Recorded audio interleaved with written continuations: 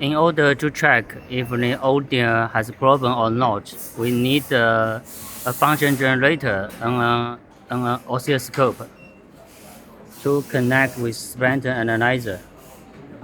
Firstly, we have two function generator. This is a function generator, channel 2, but we choose channel 2 as source.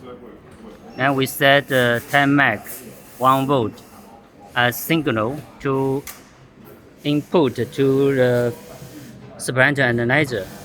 Then this is an audio cable. If this is no problem, it will input a signal to the oscilloscope, channel 1 oscilloscope. So function generator output and the oscilloscope input. Then we will see if there's audio signal. And secondly, we have to set the settings on the spectrum analyzer. 慢一点啊 frequency to 10 max.